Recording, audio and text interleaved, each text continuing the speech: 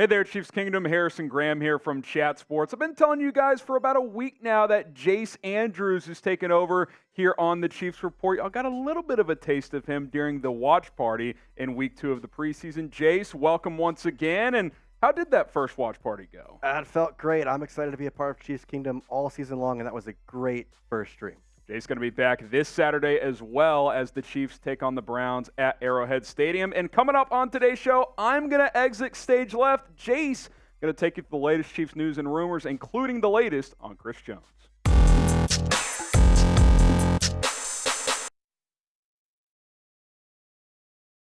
Chiefs Kingdom, let's dive right into it. And the first story, of course, is the Chris Jones holdout situation today. Both Patrick Mahomes and Andy Reid weighed in on what's going on with Chris Jones. So let's start with the quarterback.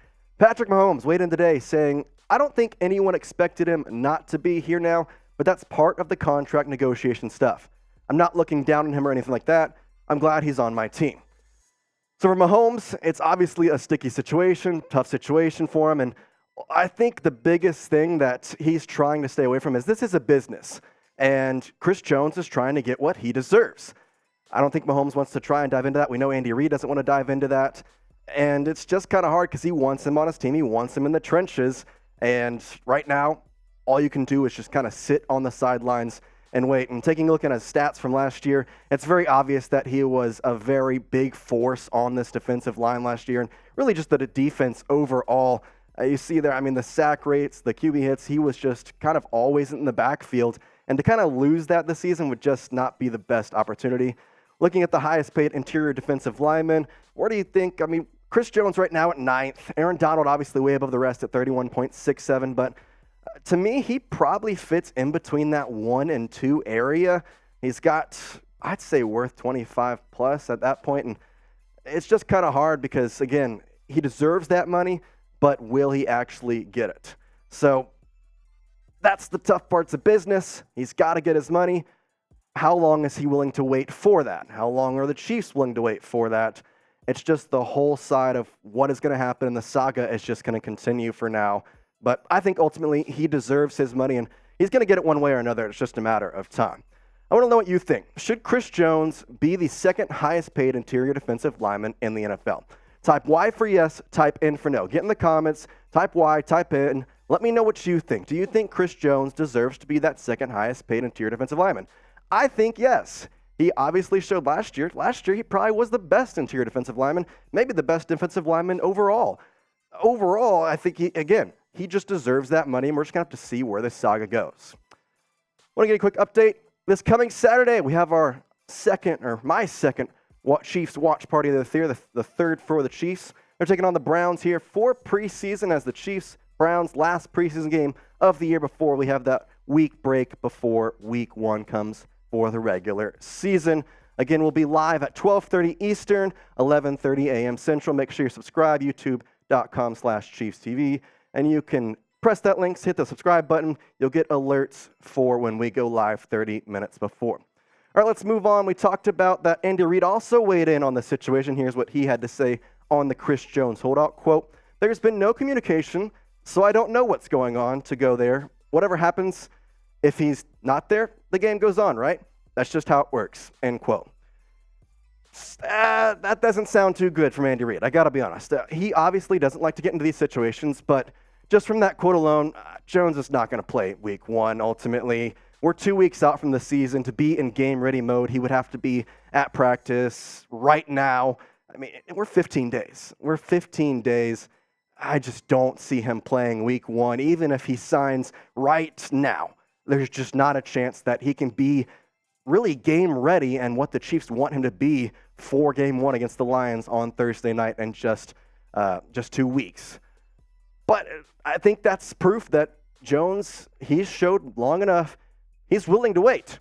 And he tweeted yesterday saying he was willing to wait till week 8 before returning. That's a pretty hefty sum, but he has the money. There's a lot of money that Chris Jones has kind of accumulated over these years playing in the NFL and getting the fines racked up each day, each game he misses, each practice he misses. He has the money to pay for it, but how long is this going to go on until he decides that it's not worth it? When are you going to lose enough money that signing maybe a smaller contract seems worth it, even if it's just maybe a year or two long extension. You really just have to kind of wait and see. But again, a lot of money, but it's not something that he does not have. Looking at the Chiefs defensive line depth chart, I got to be honest.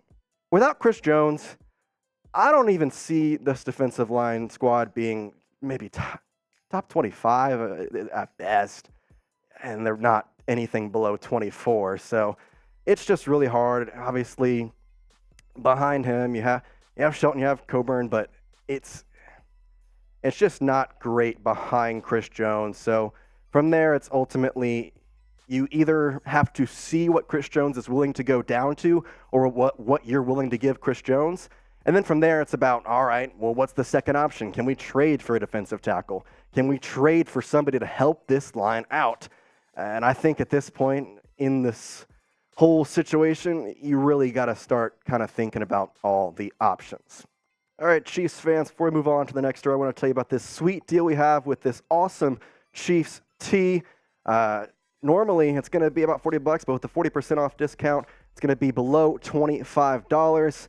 And with the season coming up here in just 2 weeks, you want to get some new Chiefs gear, have on for Game 1 against the Lions. You can go to chatsports.com/ChiefsT. That link will be in the description and in the comments. Click that. Go get yourself some sweet gear for the upcoming season. All right, moving on here to Isaiah Pacheco. Andy Reid said today that there's a chance that Pacheco plays Saturday against the Browns. He's coming off multiple offseason surgeries, and ultimately this week he had his first full week of full contact practice. Hopefully we can see a couple of runs from him.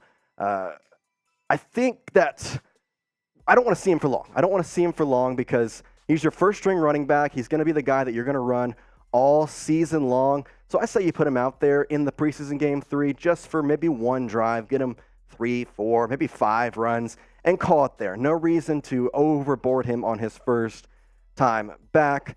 I think he's due for another growth season after last year, having 170 carries, 830 yards, and a couple of receptions in the air, getting some yardage there.